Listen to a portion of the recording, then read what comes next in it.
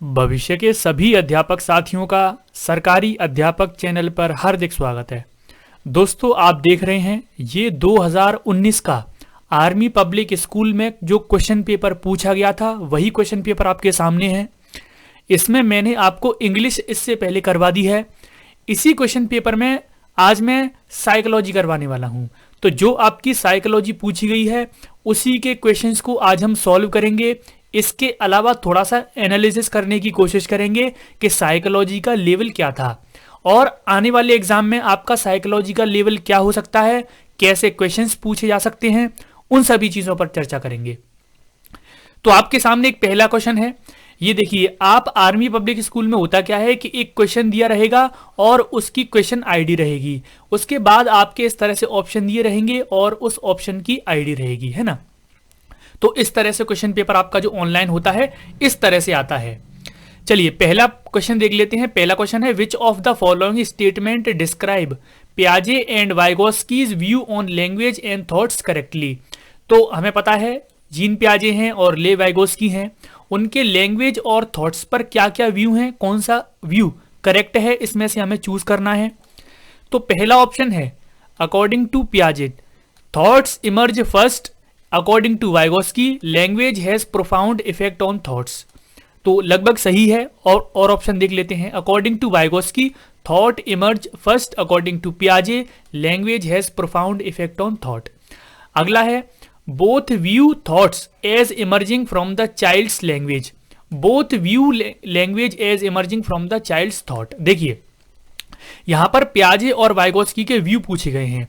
तो आपको पता है जो जीन पियाजे थे उन्होंने क्या बोला था कि थॉट पहले है उसके बाद लैंग्वेज है। वाइगोस्की ने बोला था कि लैंग्वेज पहले है उसके बाद थॉट है। तो इसमें जो ऑप्शन नंबर 1 है, अकॉर्डिंग टू पियाजे थॉट इमर्ज फर्स्ट, यानी कि पियाजे के अनुसार जो थॉट है वो पहले आता है। According to Vygotsky language has profound effect on thoughts, यानी कि थॉट पर क्या है, एक गहरा प्रभाव है किसका, लैंग्वेज का। तो यही ऑप्शन हमारा सही है, ऑप्शन नंबर 1 सही है हमारा। तो यहां पर इसका अगर लेवल देखा जाए क्वेश्चन का तो आप देख सकते हैं बड़ा ही सिंपल सा क्वेश्चन है, बिल्कुल भी ना मीडियम है ना टफ है, बिल्कुल सिंपल सा क्वेश्चन पूछा गया है। आगे बढ़ते हैं। It is said that development is never ending process. तो हमें पता है जो विकास है वो कैसा है, नेवर एंडिंग प्रोसेस है, यानी कि जीवन पर्यंत चलने वाली प्रक्रिया है। Which of the following define it, कौन इसको डिफाइन करता है, principle of interaction, principle of integration, principle of continuity, principle of interrelation. तो यहां पर दूसरा क्वेश्चन आपने देखा, दूसरा क्वेश्चन भी बहुत ज्यादा इजी है। ये प्रिंसिपल ऑफ कंटिन्यूटी है, यानी कि विकास का एक सिद्धांत है जिसमें ये बोला जाता है कि जो विकास है वो जीवन पर्यंत चलने वाली प्रक्रिया है, यानी कि डेवलपमेंट नेवर एंडिंग प्रोसेस है। ये कौन सा प्रिंसिपल बताता है हमें, प्रिंसिपल ऑफ कंटिन्यूटी। तो 70 वाले का जो आंसर है वो ऑप्शन नंबर 3 हो जाएगा, है ना। तो बड़ा ही हमने दूसरा क्वेश्चन देखा, दूसरा भी सिंपल क्वेश्चन है। आगे देख लेते हैं। A teacher makes use of variety of task to cater to the different learner styles of her learners, she is influenced by, यानी कि यहां पर ये बोला गया है एक टीचर है उसने वेराइटी ऑफ टास्क दिए हैं किसके लिए, डिफरेंट लर्निंग स्टाइल्स के लिए। तो डिफरेंट लर्निंग अपने जो लर्नर्स हैं उसमें बहुत सारी लर्निंग स्टाइल्स के लिए बहुत सारे वैरायटी के टास्क दिए हैं। तो वो किस चीज से इन्फ्लुएंस्ड है, उसकी जो टीचर है वो किस चीज से इन्फ्लुएंस्ड है, कोहलबर्ग का मॉरल डेवलपमेंट, वाइगोस्की का socio cultural theory, Gardner's multiple intelligence theory, Piaget cognitive development.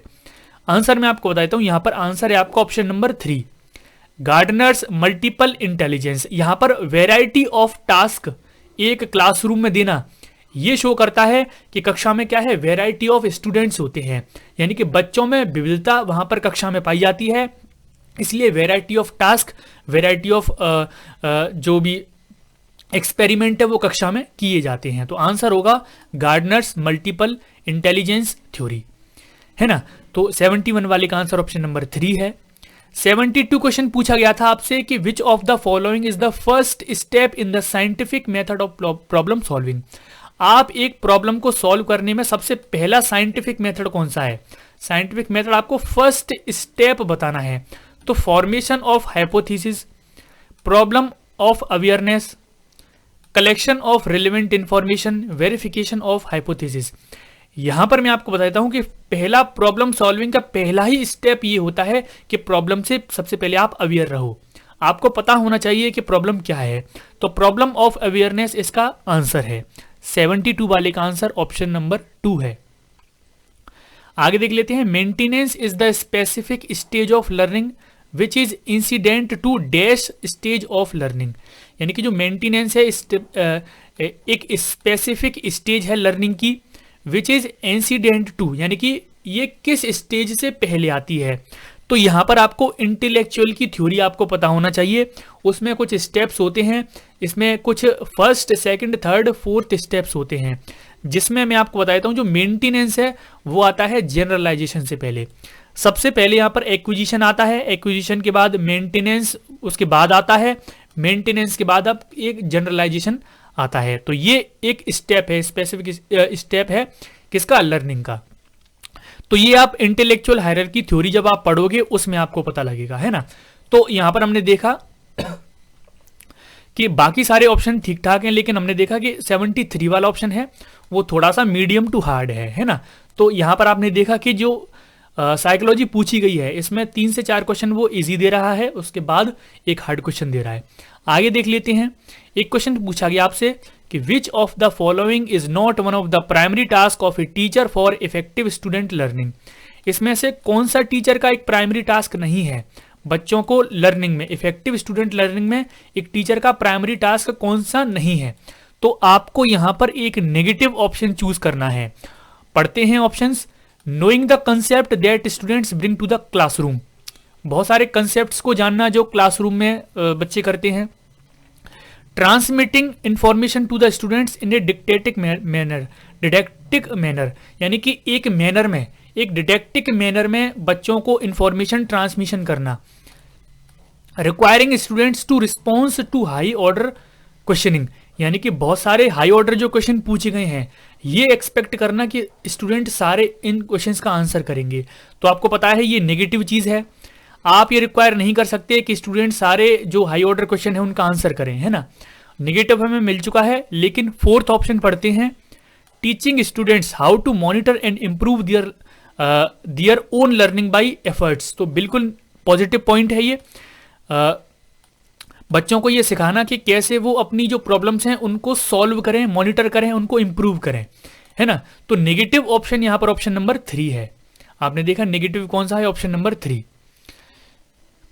The cognitive ability that comes in pre operational period, सबसे पहला जो प्री ऑपरेशनल पीरियड होता है उसमें कॉग्निटिव एबिलिटी कौन सी आती है, ability of goal directed behaviour, यानी कि गोल डायरेक्टेड बिहेवियर करने लग जाएगा बच्चा प्री ऑपरेशनल स्टेज में। गलत है। Ability to take others perspective, दूसरों के जो पर्सपेक्टिव है उनको टेक करेगा। हाइपोथेटिको डिडक्टिव थिंकिंग, ये थिंकिंग है। एबिलिटी फॉर एब्स्ट्रैक्ट थिंकिंग, यानी कि एबिलिटी उसके अंदर ये एबिलिटी होगी कि वो एब्स्ट्रैक्ट की जो थिंकिंग है वो करेगा।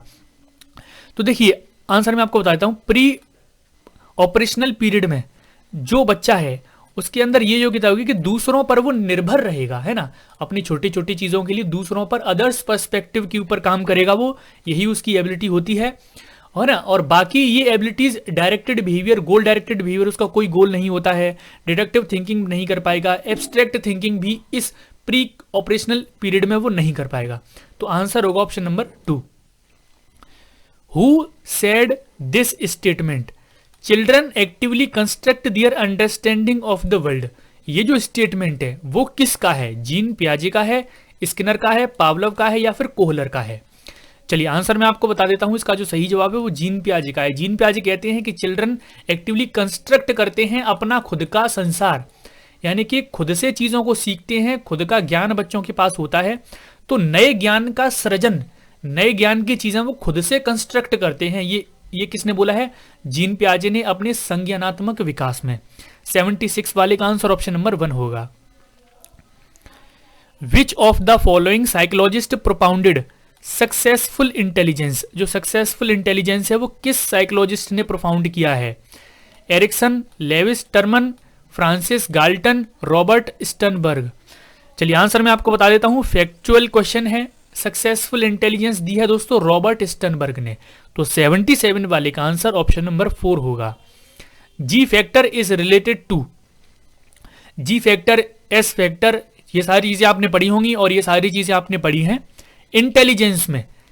जो बुद्धि वाला चैप्टर है ना आपका, इंटेलिजेंस वाला, वहां पर आपने ये पढ़े होंगे जनरल फैक्टर, स्पेसिफिक फैक्टर, यानी कि सामान्य कारक, विशिष्ट कारक, ये सारी चीजें आपने इंटेलिजेंस में पढ़ते हैं आप, है ना।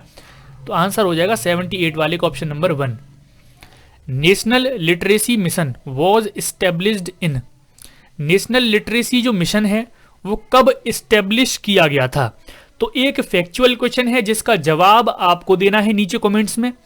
केवल नेशनल लिटरेसी में जो मिशन है वो कब इसको इस्टेब्लिश किया गया था? 1986, 1987, 1988, 1989।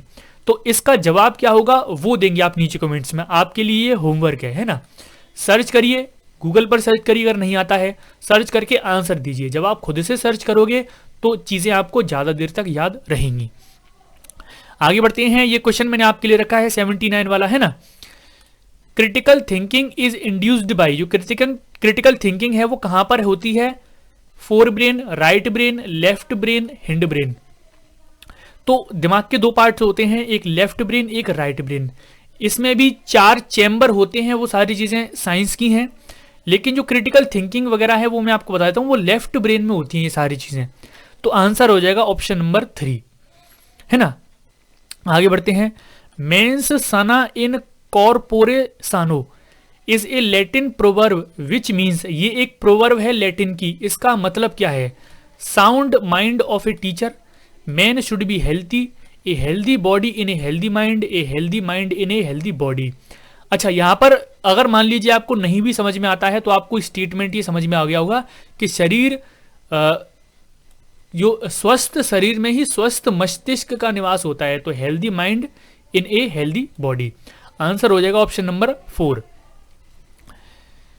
The focus of method of teaching is on the child's in society and his activities there in rather than the books.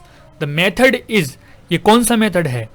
Method of naturalism, method of idealism, existentialist methods, pragmatism method. तो answer मैं आपको बता देता हूं, ये जो method है वो प्रैग्मेटिज्म मेथड है, प्रैग्मेटिक मेथड है, जिसमें क्या है, बच्चे को बहुत सारी एक्टिविटीज कराई जाती हैं बुक्स के अकॉर्डिंग। बुक्स नहीं पढ़ाई जाती हैं, बुक्स के अलावा बहुत सारी एक्टिविटीज कराई जाती हैं स्टूडेंट्स को।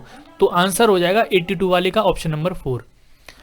Which one is not the type of lesson plan on the basis of objectives, objectives के आधार पर ऐसा कौन सा इसमें से लेसन प्लान नहीं है?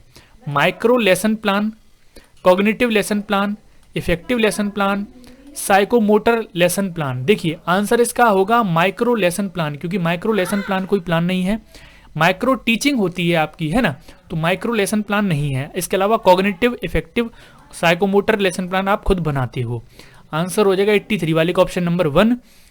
Which of the following motivation is considered primary motives?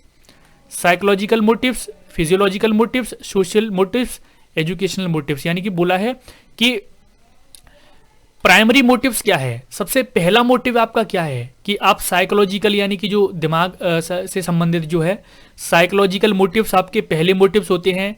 Physiological motives यानी कि आपकी जो नीड होती है डे टू डे लाइफ की, उससे रिलेटेड मोटिव्स हैं।